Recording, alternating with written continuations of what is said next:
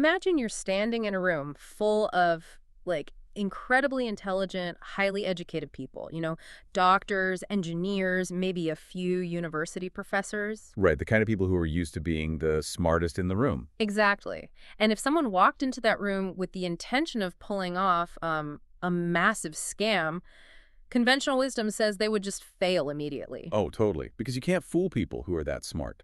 Or Mm, so we like to think. right. But history and honestly human psychology tells us the exact opposite.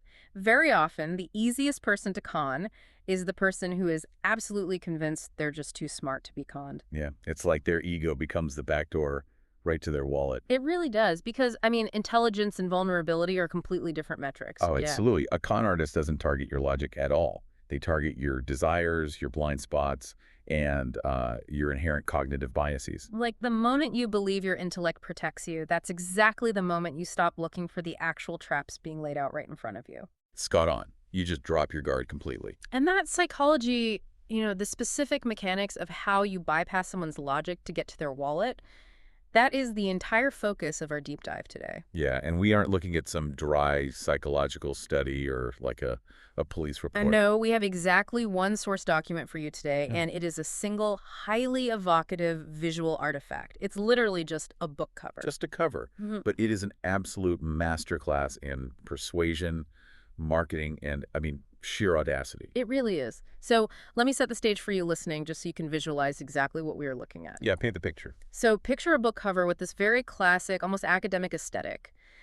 The background is this stark, solid green. Like a very muted, serious tone. Right. And right in the center, there's a single, solitary white die with black pips, just sitting there. Just one die. Yeah. And framing that visual is the typography, laid out with these very formal, elegant fonts. And then at the bottom, there is this text box with a cream background, bordered by thin, precise red lines. Honestly, it looks like a textbook you might be assigned in, like a university ethics class, or maybe some high-end manual on statistics. Exactly. The whole visual language just screams authority. It practically oozes institutional credibility. But the words themselves tell a completely different story. And that juxtaposition is, well, that's where the trap begins. It really is. Our mission today is to deconstruct the language, the visual metaphors, and the inherent paradoxes presented on this single cover. We want to understand exactly how it hooks you and frames the dark arts of deception. Right, because when you strip away the hundreds of pages that might be inside a book and just focus on the cover, you're looking at the purest form of a pitch. A fraction of a second to grab you. Exactly. The designer has a fraction of a second to arrest your attention, manipulate your curiosity, and compel you to act. And this cover executes that with terrifying efficiency. Terrifying is the right word. So let's start with the most immediate element that grabs your eye, the main title. The exact phrasing is, How to Cheat at Everything. And we have to talk about the typography there, because it's doing a lot of heavy lifting. Oh, for sure. The layout is wild. Right, because the words how to and at are in this smaller, delicate, italicized font. They almost sort of recede into the background. Yeah, you barely even notice them. But the words cheat and everything are capitalized, bolded, and visually dominant. They take up the entire top half of the cover. Your brain barely registers the grammatical connectors. You just see cheat and everything. And honestly, the aggression of that claim is just startling. It's a massive overpromise. It really is. Imagine, you walk into a bookstore and you wander over to the culinary section. You see a cookbook, but the title isn't Mastering French Cuisine or How to Cook Italian. Right. The title is How to Cook Literally Every Meal in Human History. You immediately dismiss it as a joke. Of course. You'd look at that cookbook and think, well, that's impossible. You can't possibly teach me every recipe ever created in one volume. Yeah, right. It's just absurd on its face. And that's the exact reaction this title should provoke, right? You cannot possibly teach someone how to cheat at everything. No, because cheating at a casino is completely different from, say, cheating on a college entrance exam. Exactly. Which is fundamentally different from cheating on your taxes. Yeah. They require entirely different, highly specialized skill sets. Completely different worlds. So my question for you is the appeal of this book actually the literal translation of the word everything? Or is it selling something much deeper? It's definitely deeper. The hyperbole isn't meant to be taken literally at all. It's meant to be processed emotionally. Emotionally? How so? Well, to understand why this works, you have to look at the psychological concept of cognitive load. and really just the friction of modern life. The friction of modern life. I like that phrase. Think about the daily human experience. Most of our lives are governed by rules, by systems, and by boundaries that we absolutely do not control. Oh, man. Traffic laws, corporate hierarchies, social etiquette, financial systems. Yeah, the list goes on forever. We are constantly operating within frameworks designed by other people. And operating within those frameworks takes constant effort. It can feel incredibly restrictive. Exactly. And we all experience moments of fatigue where we just wish we could find a shortcut. A way to bypass the red tape. Right. The human brain is actually wired to be what psychologists call a cognitive miser. It constantly seeks the path of least resistance to conserve energy. So this title isn't offering a localized specific skill like how to bottom deal a deck of cards. No, not at all. It is offering a universal skeleton key to life. The word everything taps into a very primal desire to beat the system, whatever that system happens to be on any given day. It's the fantasy of invulnerability. It's basically whispering to the reader, what if you never had to play by the rules again? Exactly. It's the promise that you can finally be the one pulling the strings rather than the one dancing to the tune. That is such a powerful hook. Yeah, By casting the widest possible net, it bypasses the logical objection I raised earlier. right. Because if the title was How to Cheat at Poker, it only appeals to poker players.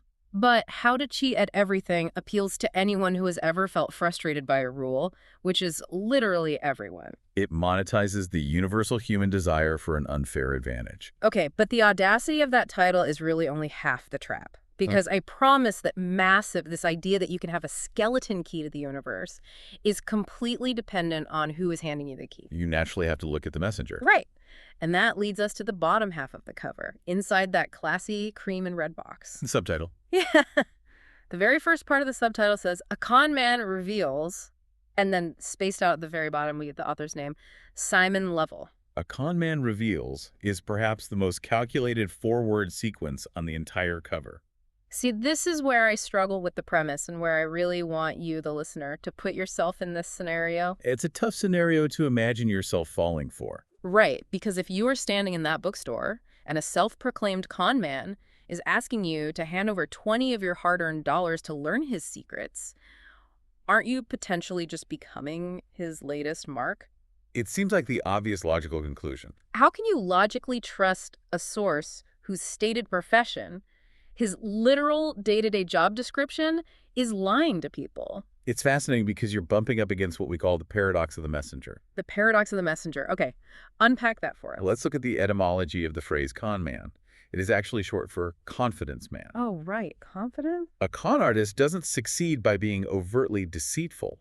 They succeed by gaining your absolute confidence. So they have to make you trust them first. Exactly. Now, in a normal social interaction, if someone walks up to you and says, "Hi, I'm a professional liar," your defenses immediately deploy. It's the classic liar's paradox from philosophy, right? If a liar tells you they are lying, are they telling the truth? Exactly. But in marketing and psychology, there is a concept called the blemishing effect. The blemishing effect. What's that? Studies have shown that consumers are actually more likely to purchase a product with a 4.5-star rating than a perfect 5.0-star rating. Wait, really? A lower rating sells better? Yes. A flawless presentation triggers our innate skepticism. We assume it's fake or manipulated. But introducing a minor transparent flaw, a blemish, makes the entire presentation feel authentic. Oh, wow. So Simon Lovell is weaponizing the blemishing effect on a massive scale. He is. He's making his flaw the main selling point. By admitting to being a con man right on the cover, he creates this weird, inverted form of credibility. That's exactly it. The reader's subconscious logic goes something like this. A real con man trying to scam me would pretend to be an honest, upstanding author. But this guy is being totally upfront about his dark past. Therefore, he must be telling the truth about these secrets. Yes, he uses the momentum of his own untrustworthiness to bypass your skepticism.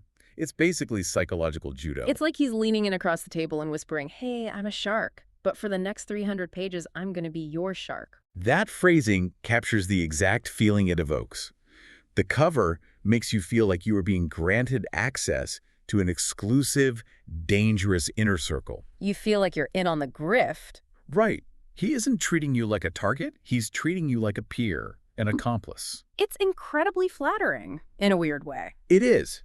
By acknowledging his profession, he flatters your intelligence. He's essentially saying, look, most people couldn't handle this, but you are smart enough to handle the raw, unfiltered truth of the underworld. So transparency can actually be the most effective disguise. By disarming you with honesty up front, you drop your guard for whatever deception might follow. It's incredibly layered manipulation. It really is. But okay, if he has established this dynamic where we are his trusted accomplices, how does he frame the actual dirty work we are supposed to be learning? Because he definitely doesn't just call it stealing or breaking the law. No, the language is way too elevated for that. The remainder of that subtitle is where the linguistic manipulation just peaks. It reads, "The secrets of the esoteric trade of cheating, scams, and hustles." The phrase esoteric trade is just brilliant. It stops me in my tracks because it brings us right back to that visual juxtaposition we discussed earlier. The academic look versus the gritty content. Yeah. You have this classy academic framing, that cream and red text box that looks like a university diploma, but the words printed inside it are scams and hustles. It's quite the contrast. It feels like taking a cheap, dirty street hustle, wiping off the grime, and placing it into a velvet display case at a museum. That tension between the visual presentation and the subject matter is highly intentional. Let's really look at the semantics of those two specific words, esoteric and trade. Well, esoteric generally means something that is hidden, right? Or a knowledge that is only understood by a small, highly specialized group of people. Exactly. When you label something as esoteric, you immediately elevate its cultural status. It sounds fancy. It does. You remove it from the realm of common street crime and place it in the realm of hidden, almost ancient wisdom. So it appeals to our desire to be special. Sociologically, humans have a deep-seated need for in-group belonging. We desperately want to feel special, to possess knowledge that the unwashed masses don't have. It's like cult tactics. Cults and secret societies use this exact linguistic framing all the time. They isolate their members, not physically, but intellectually, by giving them an esoteric vocabulary. Which makes the reader feel like an initiate into a secret club. Yes. And then you combine that with the word trade. Now, a trade implies a recognized skilled profession, like carpenters have a trade, blacksmiths have a trade. It suggests discipline, practice, apprenticeships, and crucially, a rigorous set of internal standards. So by framing scams and hustles as an esoteric trade, the cover is doing massive linguistic heavy lifting to reframe the reader's own self-image. This semantic shift accomplishes something essential. It removes the moral stigma of cheating. Oh, that makes sense. Because if a book promises to teach you how to be a common criminal, your moral compass will naturally push back. You'll feel guilt. Right, most people don't want to be bad people.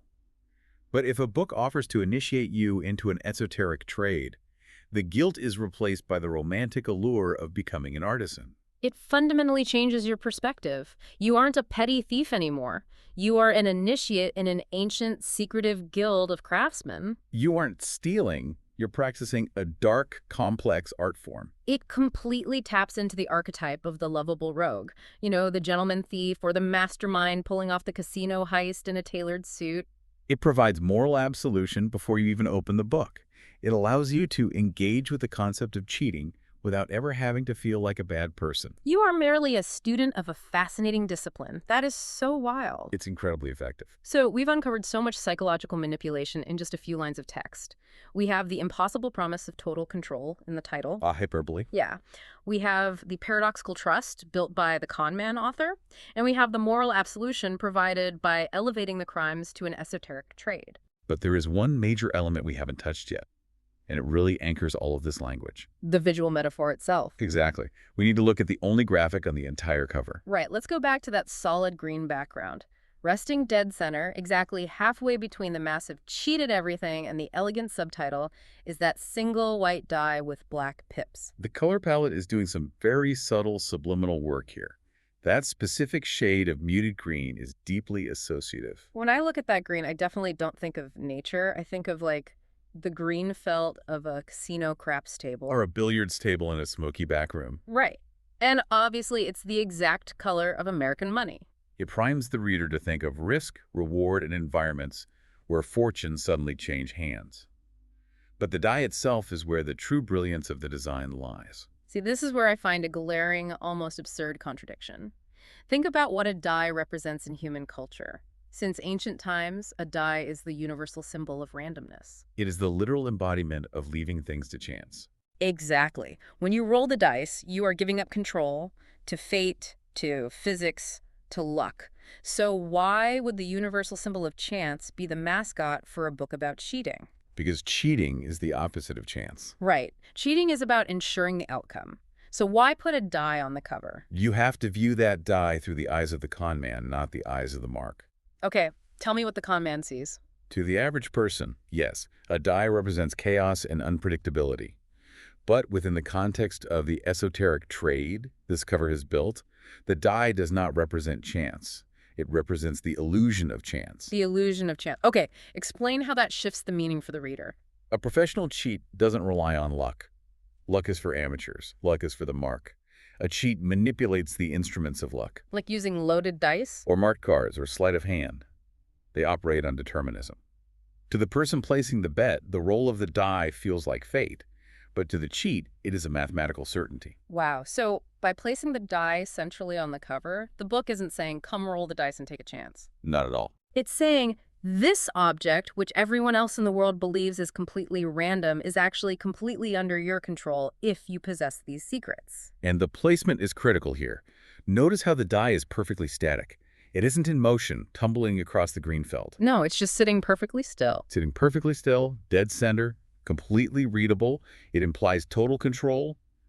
The cheat has literally stopped the randomness. It's almost like a trophy. It's sitting there as a symbol of conquering chaos. It shifts the locus of control entirely. You aren't at the mercy of the universe anymore. You are the one dictating the terms. It is a powerful semiotic choice. It anchors all the hyperbole of the title and the elevated language of the subtitle into one tangible, recognizable object. It perfectly encapsulates that shift in power from the victim to the mastermind. It really does. It's a beautifully constructed trap. Let's synthesize this whole journey for the listener, because the way these elements lock together is just phenomenal. We started with a massive, impossible promise: how to cheat at everything. A title that preys on our cognitive fatigue and our inherent desire to break free from the rules, offering a universal shortcut to success. Then we examined the paradox of the messenger. A con man reveals. A tactic that weaponizes the blemishing effect, using radical transparency to bypass your skepticism and make you feel like a trusted accomplice. From there, we looked at the linguistic trick of the esoteric trade. By framing scams as a highly skilled, hidden profession, the cover removes your moral guardrails. It replaces the guilt of theft with the romantic allure of a secret guild, making you want to be part of the club. And finally, the visual metaphor. That stark casino green and that single, static white die.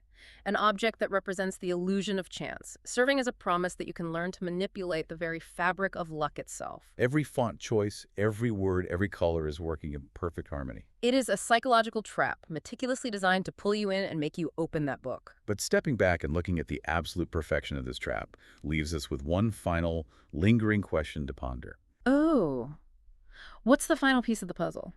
Well, we've just spent this entire deep dive analyzing how flawlessly this cover manipulates human psychology. Right. We've seen how it uses paradoxes to build trust, how it elevates bad behavior to make it appealing, and how it promises impossible power just to get your attention and your money. Right, it plays you perfectly. So if a book promises to teach you how to cheat at absolutely everything, and it perfectly executes every psychological con in the book just to get you to open the cover, Yeah. is reading the book the first step in learning the con? Or is it simply the final step in being conned?